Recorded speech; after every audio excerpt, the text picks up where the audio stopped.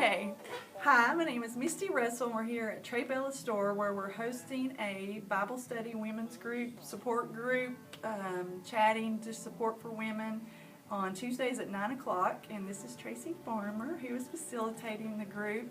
And we decided since we may not be able to come that we're going to do a video to get to you and the information we want to share with you. And the ideal behind the Bible study was kind of I approached Tracy about, well, it's named Cracked to go into it for one reason, because of my experience of feeling judged and feeling as a failure as a mom, a woman, of different life experiences, and others, women may be calling you broken or coming from being a divorced woman and also having a child out of wedlock, which is a lot to overcome, and you feel like a failure as a woman. And I've learned through God that I am not, and also have things to offer, and through my story that those experiences actually give me strength to reach out to other women, to not feel judged and to not feel broken, that instead of being broken that we're only cracked. Yes. And that allows God to pour through us and our light to shine. That's right. It almost makes me cry talking about. That's good. And we're making the video, so if we sound silly or stumbling, We are not professionals. it is not planned or pre-recorded. So it is called Cracked for those reasons, because everybody and all of us women are cracked and imperfect in some way. Yes. And our being imperfections is what helps us rely on each other as women, and should empower each other rather than condemn and judge each other or talk about each other, because I know from that perspective how women can be. And as moms and wives, if we were more supportive in God and godly towards each other, think how powerful we could be. Yes. Empowering each other. Yes. And I'm going to hand it over to Tracy and let her share the lesson today and what she wanted to share with the group today, and then also maybe separately or together do a personal testimony, and then I can do my personal testimony, and even others who may want to share and reach out on our page, and they can also do a testimony. Yes. Well, I was excited when Misty asked me to do it and to lead it, and I just love the Lord, and I just love to share Him with anybody that I can. And I too have a lot of experiences in my life that can cause brokenness, or and things like that. I want to be able to reach out to people, and let especially women know that you don't have to stay in that, and you don't have to live in that. You can move forward in God. And even Pastor Michael's message Sunday, he talked about we're not defined by our past, and if we live in our past and continue to be concerned with our past and worrying about our past and thinking about our past, then we can't move forward, and we have to let that go and move forward in God. But I just had a little bit of scripture that I was going to read this morning that I thought was really good from the book of Psalms 34. And I thought it was kind of I was reading about this book, and this particular psalm was after David had pretended to be insane in front of the king. And I thought, how many times do I feel insane sometimes? Or a man calls you insane or crazy. Oh, that's right. Or Yeah, people. That's right. People may think we're crazy. But anyway, it says, Psalm 34 says, I will extol the Lord at all times. His praise will always be on my lips. My soul will boast in the Lord. Let the afflicted hear and rejoice. Glorify the Lord with me. Let us exalt His name together. I sought the Lord, and He answered me. He delivered me from all my fears.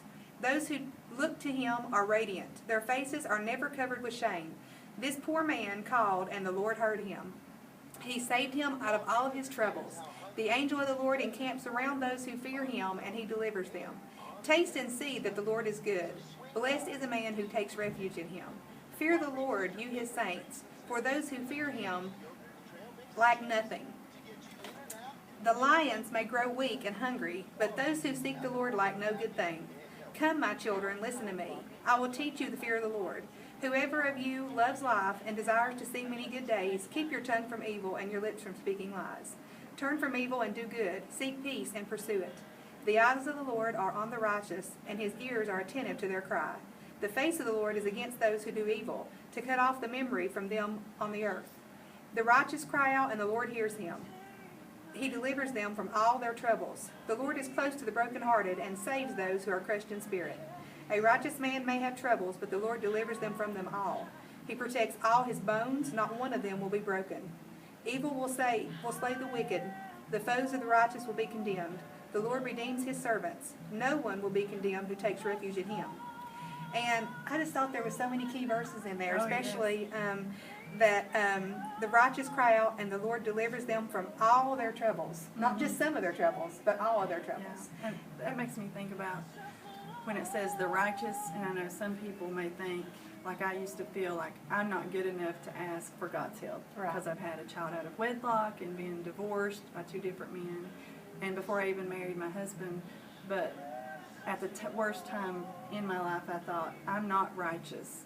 And one reason I wanted to do the group also was to tell people, like, anybody, your imperfections, no matter where you're at in your life, that you can be righteous and are good enough to call out to God. Yes, and still yet, at sometimes I feel like I'm not good enough, or that the devil will tell you or remind you of your past. He wants you to stay in that, and so overcoming that. But here in even the one part about the verse about refuge, finding refuge in Him, is that probably all of the controversy and trials that I've had to face with my children and different things, without being specific, that if I did not have refuge in God, that I would not have been able to withstand it. Sure. That no counselor, no medication, talking to a friend, there was no fix for it or to live with it other than having refuge in Him. And not that the troubles went away, it's just that I know that He would make a way. Sure, absolutely, absolutely. So that was good stuff. It is good There's stuff. so many good stuff, but I just wanted to reiterate, kind of coming from my perspective of the ideal of the group, because that's so fitting. Yes. That I want people to know that you do have, no matter who you are, where you are, That's right. what you've been through, divorced 10,000 times, or, whatever. If you've had an abortion, if you have, if you've been unfaithful or to your having spouse. a man tell you that you're crazy, you're not a Christian, you're not this, or telling other people and they're looking at you, judging down. Those people do not matter. No. And I encourage, because I have been there, live through it, that with God, He's the only one that does matter, and the people who truly love you, and through God, that you are not that person. And then you'll be able to step out. And I used to feel, I started to believe those things when people were trying to label me, and until I kept finding refuge in Him, that I finally, over the years, and staying prayed up in the support of people like Tracy and different true Christians, true people who were not the judgmental, genuine kind, but that will build you up and show you the love of God. That where I would shy away and feel so condemned and hang my head when I walked into one of my son's games or the school or different, and felt like everybody was talking about me, or different moms, and they may have been, and some of them were, but now I'm at the point, like, what you say about me does not matter. Absolutely. Only what He says about me matters. That's right. And you will not define me. Yes. And so that's what I would like for all of us women to join together and empower each other to be stronger moms, wives, single moms, whatever position that you are, because you are good enough, and with God you can be better than good enough. Yes, absolutely, absolutely. I'm glad. That's what the Lord's laying on your heart. I think that is so important that we, that we be there for each other, because you're right.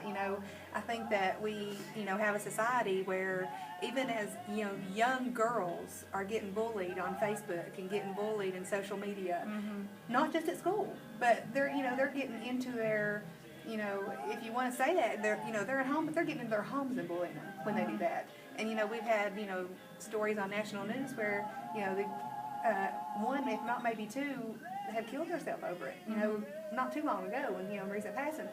And my goodness, we just can't have that, We've got to be a mighty force and join together and bond together and support each other.